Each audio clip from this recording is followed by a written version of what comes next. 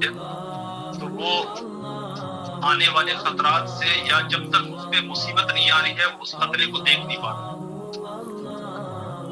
جو حالات چلتے ہیں ہم لوگ سبھی لوگ سیف اور اچھے سے ہیں تو ہمیں کچھ بھی نظر نہیں آتا، لیکن دن بدن حالات خراب ہوتے چلے جا رہے ہیں. آپ کو کیا لگتا ہے کہ آنے والے وقت میں حالات اور سدھر جائیں گے؟ آنے والے وقت میں کیا انسانوں کے حالات اور بہتر ہوں گے یا بد سے بدتر ہوں گے؟ یہ بات کسی ایک قوم کسی ایک مذہب کے لیے نہیں ہو رہی ہے بلکہ پوری انسانیت کے لیے ہو رہی ہے. یہ صرف بات جو ہے کسی ایک قوم و ملت کی بات نہیں ہے بلکہ ہر ایک لوگوں کے لیے. اب مثال کے طور پر ابھی پیٹرول جو ہے وہ کافی مہنگا ہو گیا. اس مہنگائی سے کسی ایک آدمی کو تکلیف نہیں ہو رہی. یہ نہیں ہے کہ عبد الرحمان کو تکلیف ہو رہی، بھگت سنگھ کو بھی اس سے تکلیف ہو رہی. اور جو پوری دنیا کے حالات صرف انڈیا کی بات نہیں، اور بھی دنیا کے ممالک جتنے بھی ہیں تمام جگہ پہ انسانیت کا خاتمہ ہوتے چلا جا رہا ہے. انسانیت ختم ہوتی چلی جا رہی ہے، انسانیت بڑھتی چلی جا رہی ہے. انسانیت کی کوئی ویلو نہیں، یعنی کہ ہمارے دلوں کے اندر میں ایک دوسرے کے لیے کوئی بھی انسانیت نہیں بچی ہوئی، محبت نہیں بچا. کیا وجہ ہے اس کی؟ اس کی ایک ہی وجہ ہے کہ شیطانیت اور نفسانیت ہمارے اوپر میں حاوی ہو گئی. شیطانیت اور نفسانیت جو ہے ہمارے اوپر میں حاوی ہو گئی ہے، جس کی وجہ سے انسانیت مٹتی چلی جاتی ہے. دیکھو کوئی بھی چیز کو مٹانے کے لیے جو ہے نا، کسی بھی چیز کو ختم کرنے کے لیے اس کے اوپر کوئی چیز ڈال دینی ہے. بس آپ نے اس کے اوپر ڈال دی. اب سپوز کی ایک بلب ہے، بلب آپ کے گھر میں جل رہا ہوگا، آپ اس کو پلاسٹک لپیٹ دو، اس کے اوپر میں ایک اور پلاسٹک لپیٹ دو، پھر تھوڑی روشنی کم ہوگی، پھر اور ایک پلاسٹک لپیٹ دو اور کم ہو جائے گی. 20 50 100 اس کے اوپر پلاسٹک لپیٹ دو، وہ بالکل اندھیرا ہو جائے گا. روشنی ہے اس کے اندر میں، روشنی اس بلب میں ہے، روشنی ختم نہیں ہوئی. لیکن اتنی ساری جو پردے آ گئے اس کے اوپر میں، اس پردے نے اس روشنی کو ختم کر دیا، دبا دیا. تو انسانیت اسی طرح سے ہے، روحانیت اسی طرح سے موجود ہے، وہ مٹنے والی چیز نہیں، اس کو مٹایا نہیں جا سکتا. نہ انسانیت کو مٹایا جا سکتا، نہ روحانیت کو مٹایا جا سکتا. اور روحانیت کبھی نہیں مٹ سکتی ہے تو انسانیت بھی نہیں مٹ سکتی. ایک پیرلل چیزیں ہیں.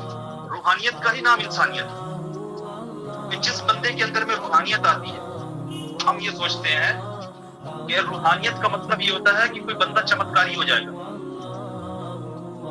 کسی بھی انسان کے اندر میں اگر روحانیت آ جاتی ہے تو وہ بندہ ہوا میں اڑنے لگ جائے گا، کوئی سپر نیچرل کام کرنے لگ جائے گا. وہ ساری چیز ہو سکتی ہے اور ہوتی ہے، وہ ایک الگ بات ہے. لیکن جس انسان کے اندر میں روحانیت داخل ہو جائے گی، انسانیت سب سے پہلے ہے، اور انسانیت نہیں آ رہی ہے اور ہوا میں بھی اڑنے کی طاقت پیدا ہوگی، تو سمجھو کہ وہ روحانیت نہیں ہے، وہ شیطانیت ہے. وہ شیطان تو سب سے زیادہ ہوا میں اڑ رہے ہیں، ہوائی جہاز بھی ہوا میں اڑ رہی ہے. ارے بھائی ہوائی جہاز جب ہوا میں اڑ رہی ہے تو کیا اس کے اندر انسانیت ہے؟ اب آپ بولے اس میں انسانیت کہاں سے ہے؟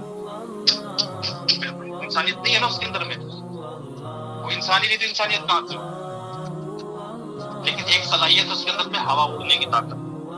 اسی طرح سے اگر کسی انسان کے اندر میں کوئی خوبی پیدا ہو گئی، سپوز کسی کو کوئی جو ہے کسی کے دم کرنے سے کسی کا جو ہے پریشانی ختم ہونے لگا، یعنی کہ کوئی دم کر رہا ہے، کسی کے پیٹ کا درد ہے، تو یہ نہیں ہے کہ اس کے اندر روحانیت ہوگی تو ہی پیٹ کا درد ختم. کیا دوائی کھا لینے سے پیٹ کا درد نہیں ختم ہوتا ہے؟ تو یہ روحانیت کی علامت نہیں ہے.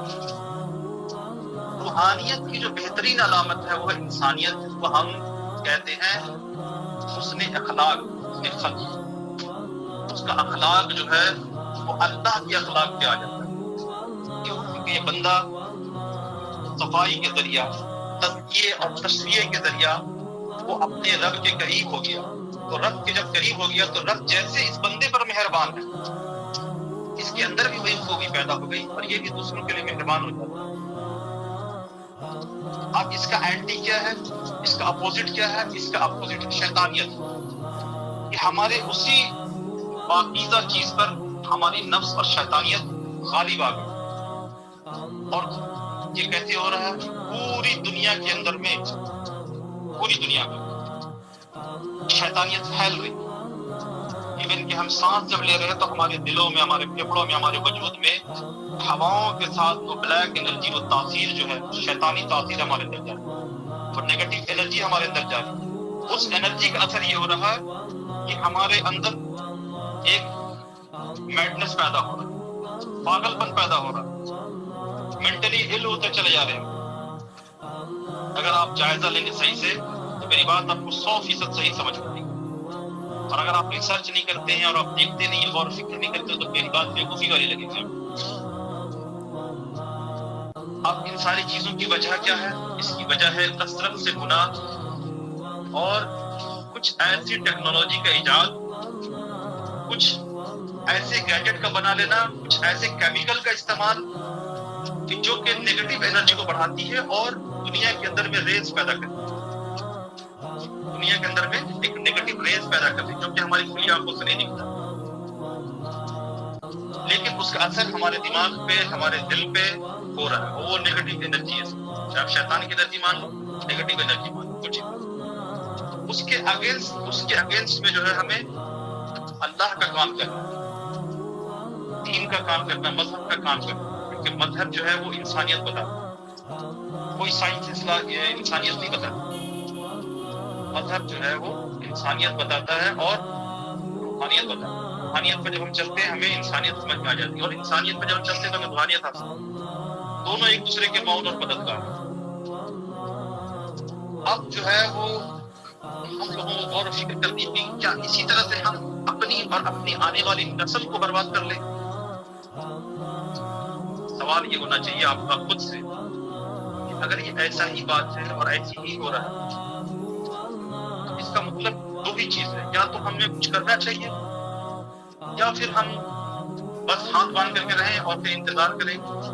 इस हाथ बांध के रहने में और इंतजार करने में एक बात पैदा होगी, वो ये होगी कि कुछ लोग अगर कहीं से कोशिश कर रहे होंगे तो भले दुनिया बदलेगी या नहीं बदलेगी एक अलग बात है, लेकिन अल्लाह तबारक व तआला उन्हें महफूज कर देगा।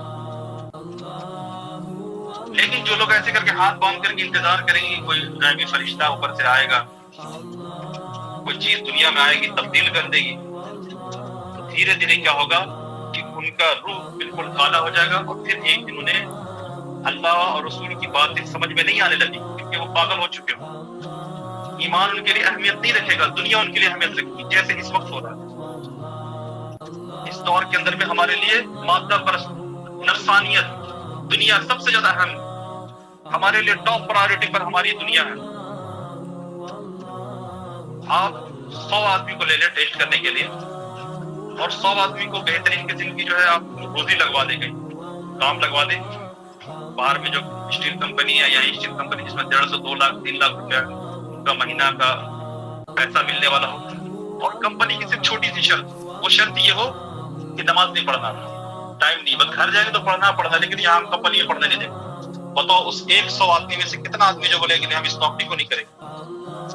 जहाँ नमाज पढ़ने का हुक्म जो ना दे वो जगह काम करना हराम। बताओ कितना आदमी ऐसा होगा? तो ये 100 में से तो ये कह दे कि नहीं, बिल्कुल भी नहीं, काम नहीं करेंगे, हम भूखे मर जाएंगे लेकिन काम नहीं करेंगे तुम्हारी कंपनी में। बोले अरे भाई क्या मसला है, तुम घर जाके पढ़ देना, कदा पढ़ देना, कंपनी में तो नहीं पढ़ना है। फिर भी वो बंदा क्या करना है, नमाज वक्त पे फर्ज है, नमाज अपने वक्तों पे फर्ज किया अल्लाह ताला। इसका मतलब क्या हो गया, हमें जो है प्रायोरिटी किसकी है, दुनिया की। बल्कि आदमी तो बोलेगा अच्छा हमारी कंपनी तो टाइम नहीं देती है नमाज पढ़ने, कैसे पढ़ेंगे नमाज? आज जैसे किसी को आप जाके बोले कहाँ टाइम मिलता, हमें तो दुकान से फुर्सत नहीं मिलती है। लेकिन कोरोना ने सबको फुर्सत दिला दिया और पता नहीं कौन कौन सा अजाब अभी पीछे बचा हुआ है, इंतजार में अभी जरा सा हाथ हट जाए ऐसे करके तो हम आए। मेरे भाइयों इस वक्त जो है वो शैतानियत बिल्कुल उरूज पे अपने, यही वजह से हम सब के दिल दिमाग में जो है वो नूर हिदायत नहीं है, अक्ल सलीम नहीं है हमारे पास। अक्ल इसी का नाम है, सलामती वाली अक्ल, कि वो अल्लाह और आखिरत को तरजीह दे हर काम के लिए, दुनिया पर आखिरत को वो जो है वो प्रायोरिटी दे, आखिरत को तरजीह दे। कितने लोग ऐसे